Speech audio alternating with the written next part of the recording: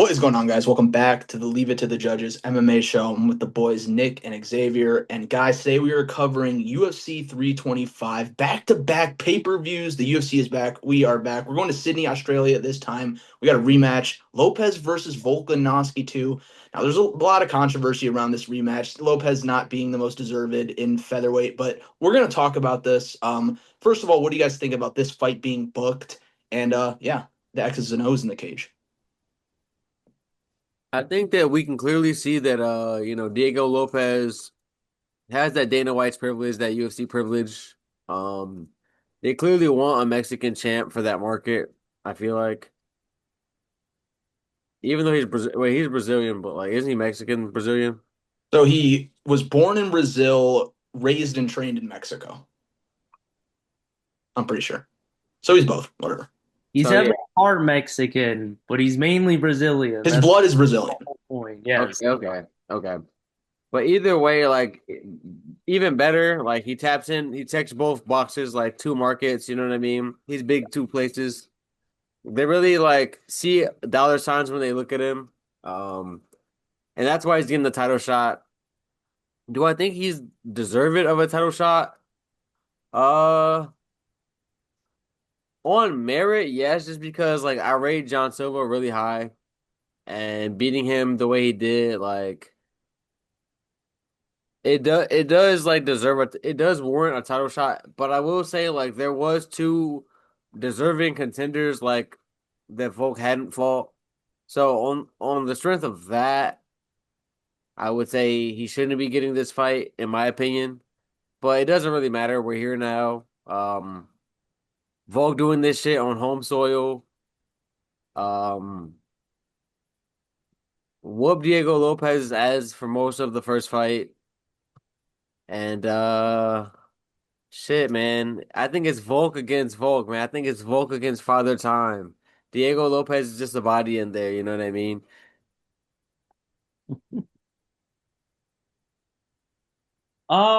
In terms of the title fight getting made, I was disappointed by the outcome because, I was live for Leroy Murphy spinning elbow Aaron Pico, and I felt like he was forced into that fight, and the UFC made him do it. So they should have given him a title shot for a first round finish. That's just my opinion. Evilov also just undefeated. I mean, we're just gonna ignore that as well. But he got a nice finish. He's an exciting fighter, so I'm not shocked by this whatsoever. Now, in terms of the fight, let me tell you, I just don't see like once again, it's like Lopez is going to have to knock him out to win. He's Yeah. not winning a decision in this fight. He's not out wrestling Volk, I don't think, to be honest. It'd be better if he tries to, but I think Volk's been in there against better guys in that department, so I think he'll handle himself there. Like Lopez has gotta go for it right away to even have a chance in the fight. Because if he does what he did in the first fight again, where he just goes out there, tries to just trade strikes with Volk at range, he's going to lose. And his only path is to knock him out. That's all I see. So I'm rolling with my boy Volkanovski at a minus 142, by the way, after he destroyed Lopez like 8 months ago. But we'll see. I wouldn't be shocked if Lopez knocked him out, but I was gonna say that's the only real like concern I would say. Like it's like can Diego Lopez really land that bomb? And maybe after like seeing how the first fight played out, he might be a little more urgent, you know what I mean? Understand like damn, I can't really like go tit for tat with this guy. Like let me just blitz him as much as possible and hopefully land something in the chaos. Because I think that is his like best and probably only chance of winning. It's a catch ball. Yeah, definitely. And I do think, unfortunately, he is going to catch Volk. I think the UFC is going to get what they're asking for. There's a reason they're giving this guy a title shot right away. They want him to be champ. He's going to be champ. He's going to knock out Volkanovski in the third round. No, Um, man, I no. th I think so, man. He caught him in the first fight, and Volk pitched a damn near a perfect fight in that first fight. And dude, just going 10 rounds with a guy like Lopez without being finished, I feel like is a lot to ask for a guy who's on, father time. I think Volk was super motivated to come back and get his belt after those brutal losses. I think Lopez learned a lot from that first shot. I think he knows this is your last title shot for a really long time, at least. Back to back L's to Volk. That's a terrible look. I was very impressed with the Silva fight. I think he's going to catch him. I will say this. I mean, Volkanovski has always done good in rematches outside of like, the Islam one. Um, he is the a kind of guy that like he's more of a tactician. Um, I do think that he can make adjustments to the game plan, maybe go a little bit more grapple heavy after seeing how much success he had. I felt like in their fight he kind of went away from that largely. Um, but yeah, I just think that like he is a little bit older, but like fuck. I think that the more time removed from those knockouts, the better. Um, I know chins don't get better, but they might like recover more if they, you know what I mean, aren't, you know what I mean?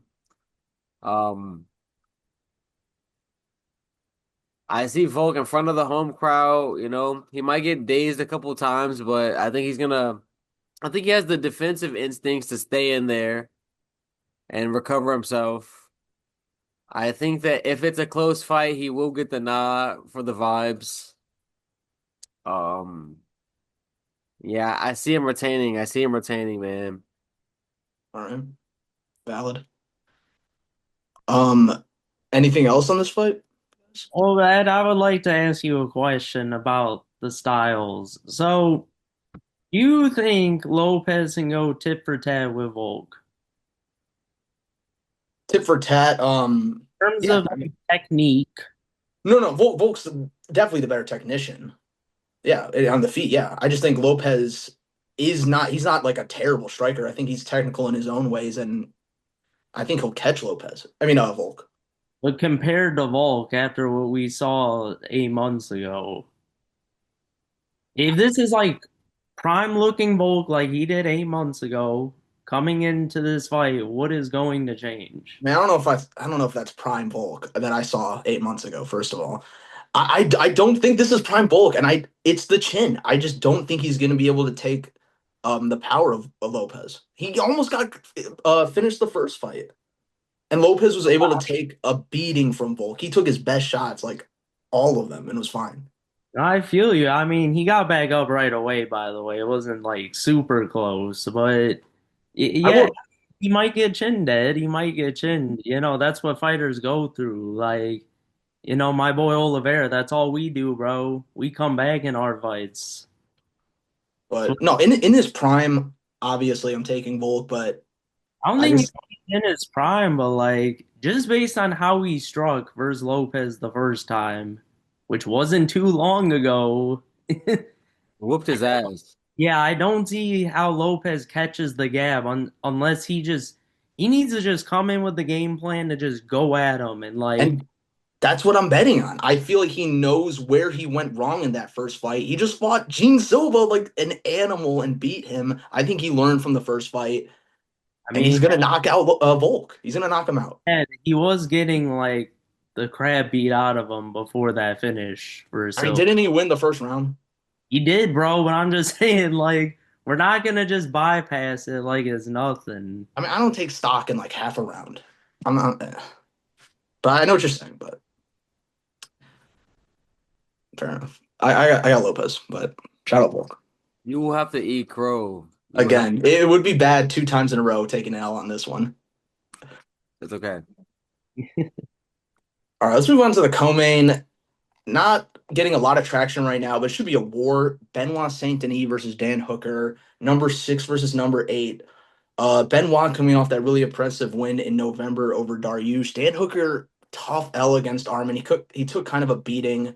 Dan Hooker seems out for blood during the press conferences. Does he have a chance to beat BSD? Yes, I would say he has a chance. I think a lot of people are sleeping on Hooker here. Um, the one thing that we can say for Hooker, if nothing else, the man can take a beating and come back. Um, he has hella heart in there. He's never gonna quit on himself. And as long as like he's not fucked over, or even if he is, like as long as like he's not like, dazed or whatever, he's gonna be on the attack, on the pressure, not really giving a fuck about defense too much. You know what I mean? He's gonna create chaos. That is exactly how BSD likes to fight. And I would say skill for skill early on, BSD probably has him. But the thing is, we have seen BSD fade in the past. And I do think that I don't know if BSD is going to come in with a more measured game plan or not. But if he does blitz the way he tends to in a lot of his fights, and Hooker survives like over a round and a half, I could see the back end of this fight like getting real testy for BSD. And I think that Hooker does have the potential to finish him late. You just made a very convincing argument, and I'm definitely rooting for Hooker. Like I want him to win this fight, but I've been leaning BSD this whole time. That was a very good argument, and I might. What do you think there? Oh, who are you picking, X?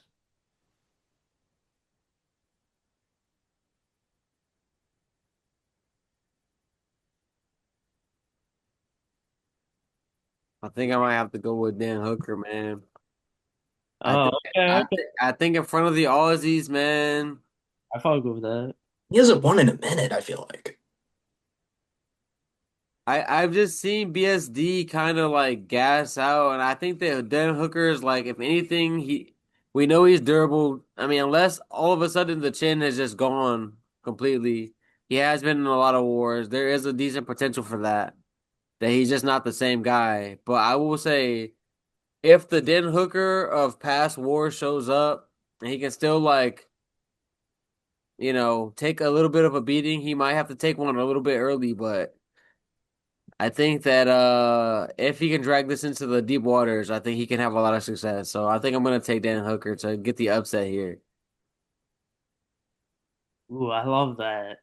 Honestly, I like to shit on Dan Hooker because I do think he's pretty mid, to be honest. But, styles may fight sometimes, and this is a very tough one for me because Dan Hooker is 100% the better striker, and BSZ is 100% the better wrestler grappler.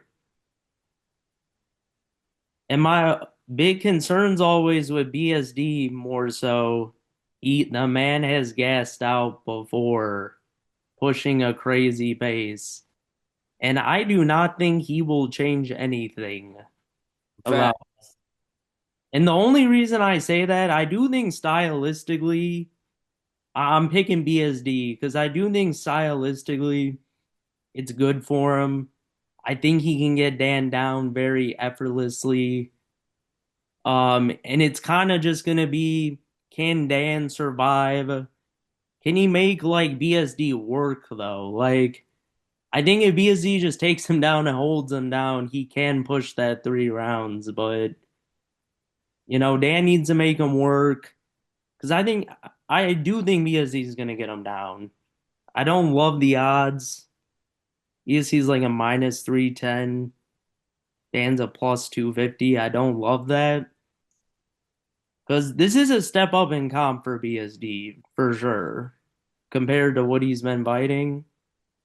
Especially because like Dan Hooker's been in there with damn near everybody at this point. You know what I mean? It's just like I would have to imagine that even coming off fighting Armin, like probably all he was probably working on is wrestling defense and getting up. So even though that fight did not go his way like at all, but it's Armin, you know what I mean? I do think that BSD is a much less threatening. I mean, he may be more threatening, but less dominant like grappler. Um, and I think that you couple that with his gas out issues, and I think that like I don't know, man. I think that Hooker might be able to get up or like keep himself out of terrible positions early.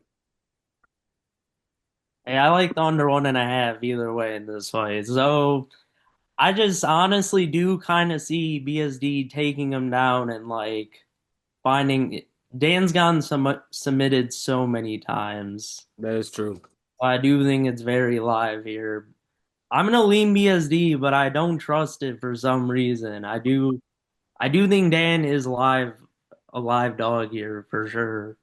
Live dog. I do recognize like BSD is rightfully the favorite though. Yeah.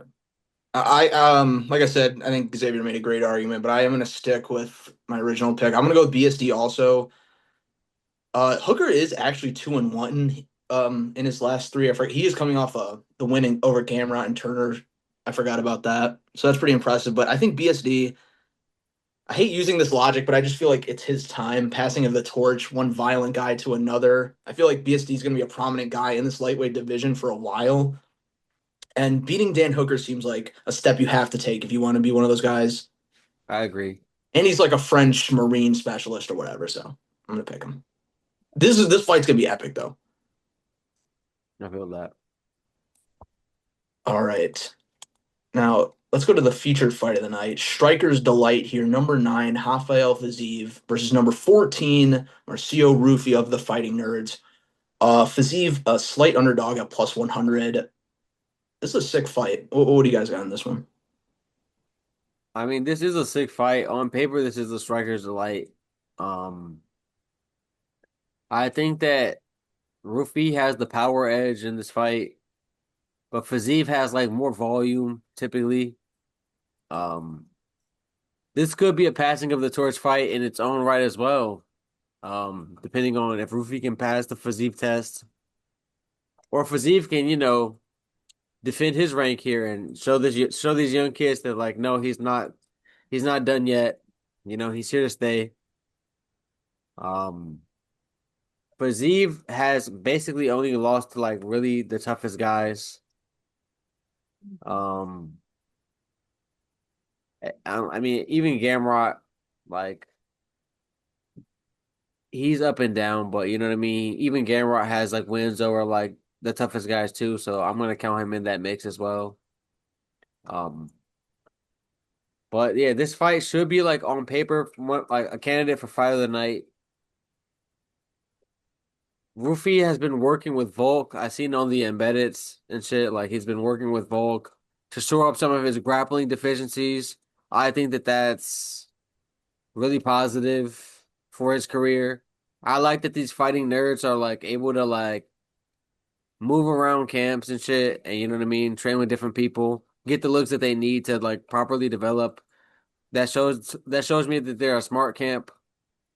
Working with Volk can really like change the trajectory of his career a little bit if he can like develop his grappling a little bit. So I'm very interested in this fight. I'm taking Rufi. I think that somehow he gets it done, maybe 29-28 in a close scrap. But I think that maybe he gets a knockdown at some point or some big staggering moments where he lands on Fiziev and like Fiziev been through some wars, maybe the chin, a little iffy. He gets rocked a couple times and loses barely this fight. This was also a pretty tough one for me. I can kind of see it going either way. I don't see either of them wrestling.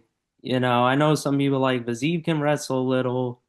He's not going to be wrestling Saturday, let me tell you. This is going to be a scrap, a war, and I think it comes down to just which one is more skilled on the feet, which one we think. I think it's a toss up. I think speed wise, I would lean Vazeev is going to be the faster guy. But I think all the power definitely is on Rufi's side. It is tough. I mean, Fiziev has the experience too. It's a tough one, man. It might be just an output thing here. Like, I don't know if Rufi can have enough moments. Viziev has like gassed kind of in the past, in the thirds. I'll lean Rufi. I don't like he's the favorite though on the betting, but I'll lean Rufi to have the moment in the third. I think I'll just say he gets the finish in the third. I think it's gonna be a war, and it's kind of one of those toss up kind of picks, I think. I agree. It's a coin flip. Yeah. I'm gonna go with Fiziev here. I've done a lot of thinking about it. And I get what you guys are saying in terms of it's going to be a war, but I think it's going to be like a technical war. I think it's going to be very technical, and Fiziev is simply just going to outpoint him and outscore him. And I do kind of agree with you, Clark. I don't think he'll wrestle just for like the vibes, but if it's there, he's is the better wrestler. I think he could bother Rufy with some stuff. The only time I really seen Fiziev get tired, and it is a real issue, was against Gaethje. And Gaethje's going to make anyone tired with that kind of style. I think he looked really good against a young guy in Bahu Mendez, who's kind of the same build as Rufy, super long, lanky.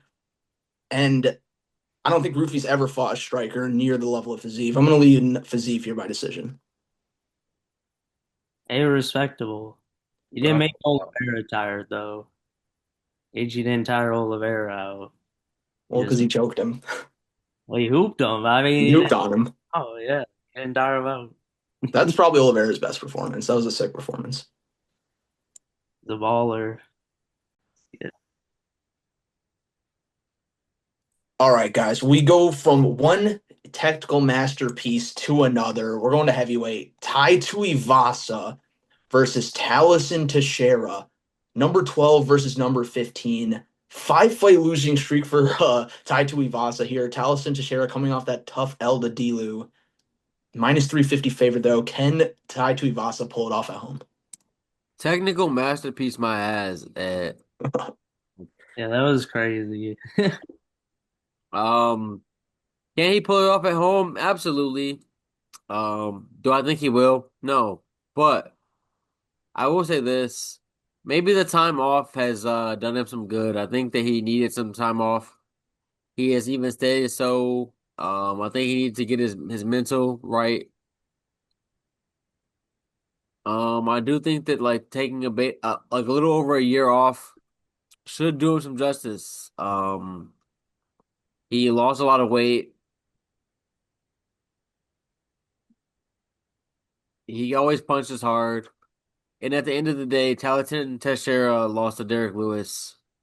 So, I mean, we don't really know where he's at.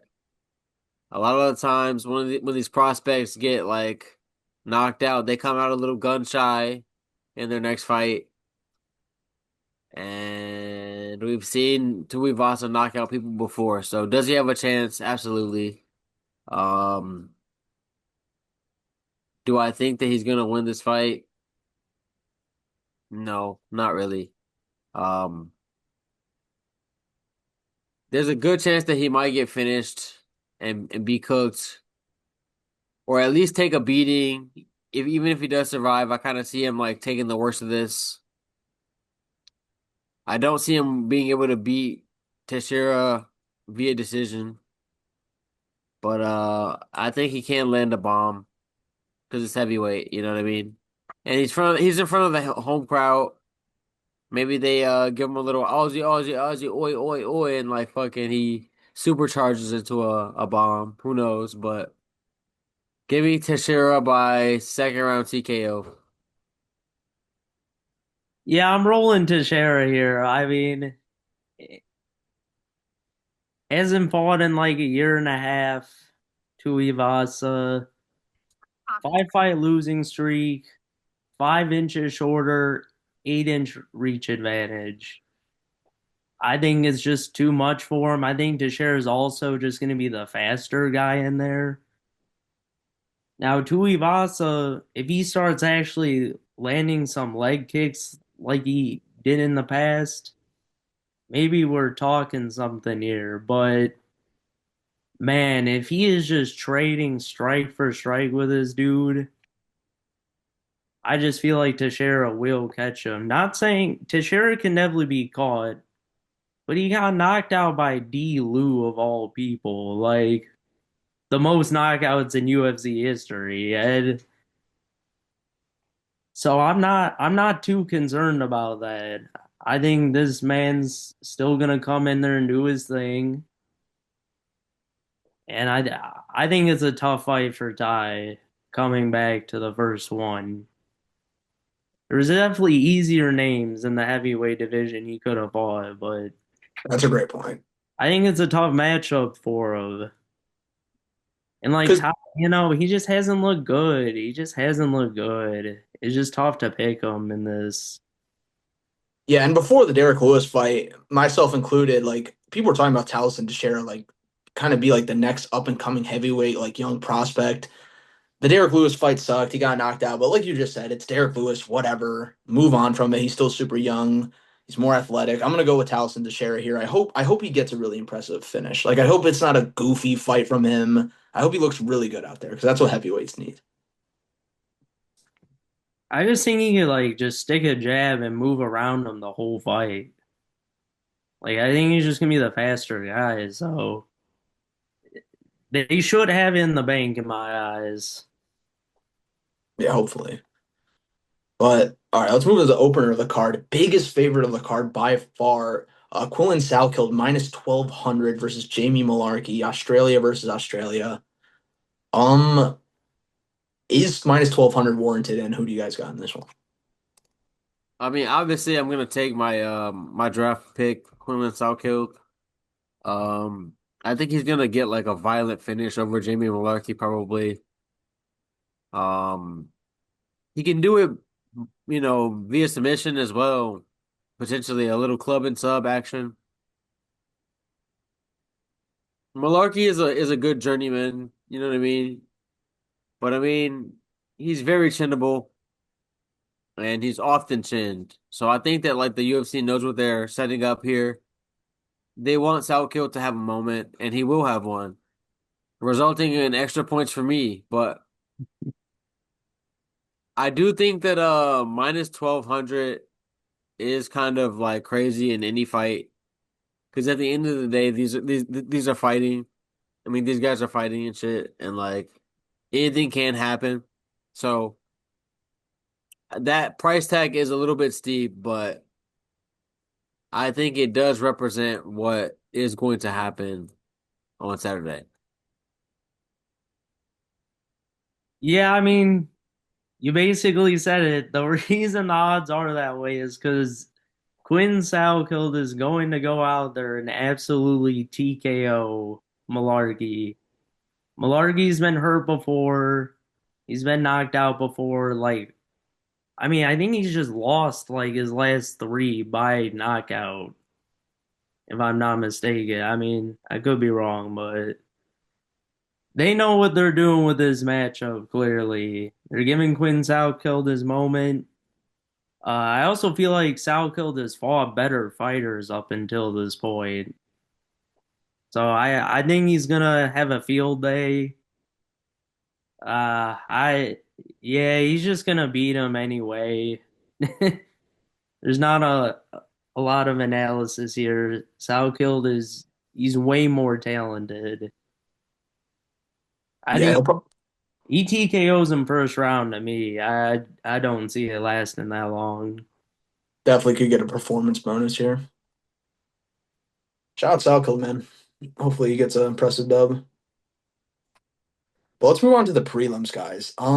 Not as exciting as last week's prelims, but there's still some fun stuff on here. What sticks out to you here? A big downgrade this week. Huge. That's an understatement. Oh my God. But Yeah, I mean, out of the bunch. talk about the Tafel fight for me, Clark. Can you break that Oh fight down yeah, for me? I'll break this fight down. So I'm never betting a Tafa. There's no point. They will just lose in some way that they'll probably be winning and then they'll like gas out or like trip over their leg or like just some weird thing that like you can't trust these boys. You can't trust them to Six do and four. anything right. And I mean, I'm rolling Billy. I don't know how to say his last name. You know, Elikana. Kind of, yeah. And I mean, I mean, he's been doing pretty well in the UFC so far. 9-2. Yeah, and Junior Tafa came in later than his brother and still somehow looks worse. And that shocks me because he has like accolades as a kickboxer or something, but he doesn't look good out there. It's just so strange to me. And yeah, the cardio, I mean, my God, those Tafa boys, they do not work on cardio for these fights. They never have.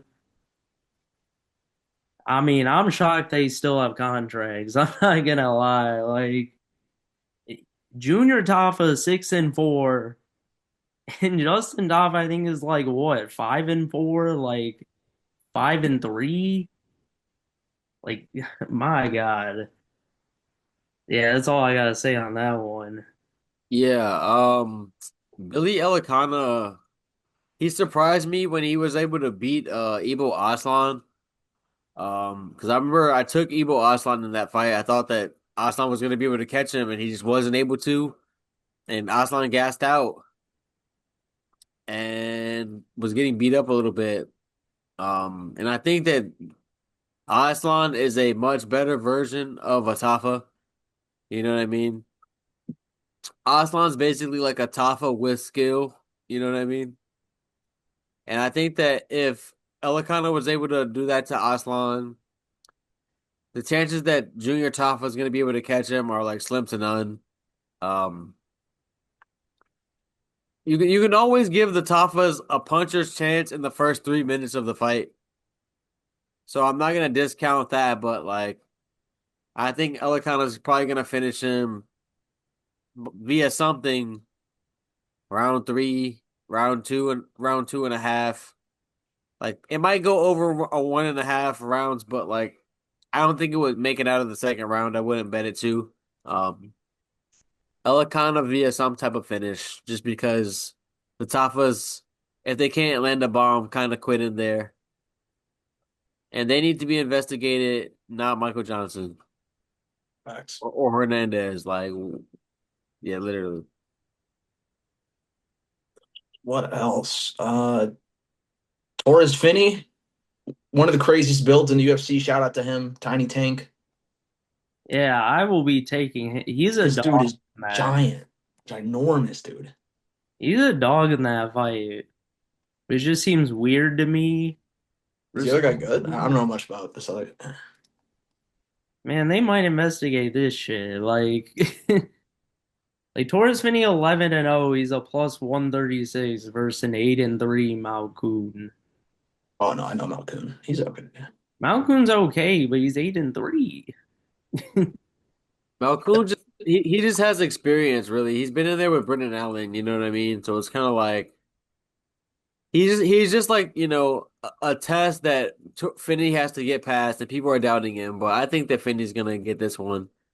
I think he's gonna like be getting those takedowns, man. The man's a bowling ball. He's massive. Former D1 athlete, football.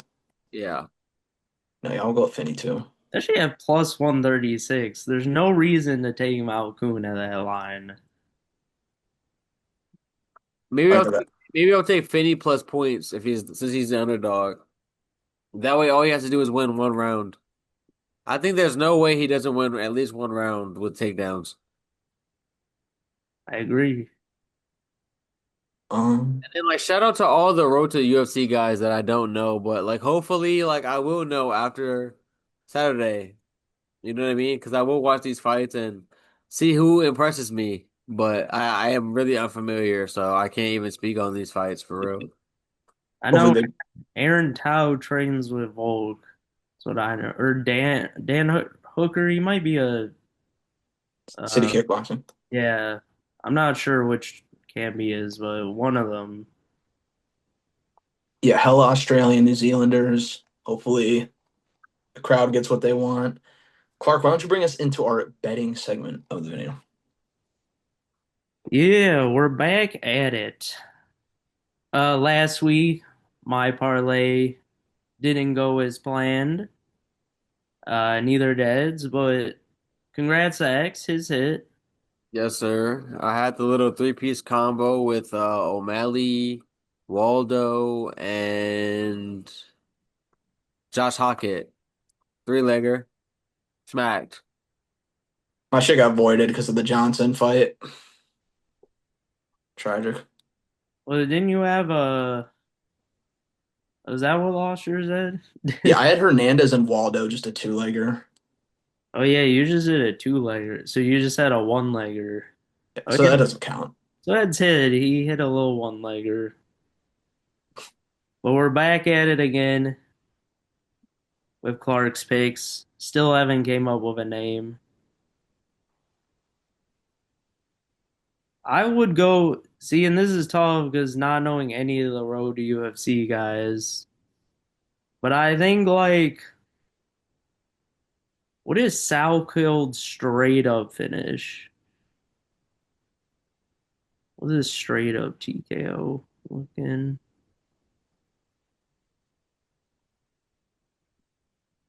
Minus 145. Sign me up for that. Just straight TKO. I don't see how that doesn't Those are good happen. odds. Yeah, minus 145. Then honestly, I'm rolling with my boy Volk at minus 142. And I'm taking Torres Finney money line. I think this is a disrespectful line at plus 136. I'd risk it. It's a good three-legger. Um, I could go next, I guess, then. I will go with Cam Roaston to beat Cody Brundage. I don't know much about Roaston. I know he has a lot of power in Brundage. I just don't like this for him, like going to Australia for this fight. I don't know. I feel like he's always getting set up to lose.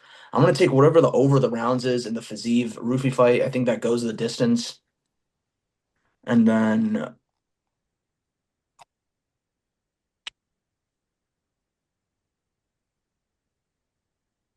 I'll go Towson share. I Mm. really don't want that to fuck up my parlay though. I'd be pissed if that was a leg that failed, but he should win. Ty's not beating him, bro. He's not beating him. All right, for my three-legger, I'm gonna go Quinlan Southkills by finish. That cuts it down to from minus 1200 to minus 500. We're gonna sprinkle on Torrance Finney plus points and Billy Elikana. Okay. That's pretty good. Good luck, gentlemen. All right, let's wrap the video up with our predictions, performance, and fight of the night. I think fight of the night, Dan Hooker BSD. I just see that just being violent potentially. Um, Fazeev Rufi might be like a more technical version of it, but like in terms of like, I feel like Fazeev Rufi might be a little bit too technical. They might be kind of like canceling each other out a little bit, having a lot of stalemate moments and like a couple of decent moments like here or there. Whereas I see no way that Dan Hooker and BSD is not an absolute car crash forever for however long it lasts. So give me that for Friday the night. And then performance bonus. I think that Southkill is gonna like do something crazy to Malarkey. Fight of the night. I'm gonna go. I'm gonna go Vizzy Roofy. And then performance. I also have Sal killed. I just think he absolutely just obliterates Malarkey. I don't see how he does it. To, to be honest. Right. Yeah, I completely agree with you guys. Same picks. I have a feeling, like, I'm not predicting it. I have a feeling someone on the like prelims, one of these road to UFC guys, will get performance of the night, do something crazy. But I'm obviously not going to predict it because I don't know who they are. But they should show out for sure. Those first four fights are gonna be good. Especially like with this new $25,000 finish bonus shit. I, Shit. I need to see bangers, man. Yes, sir.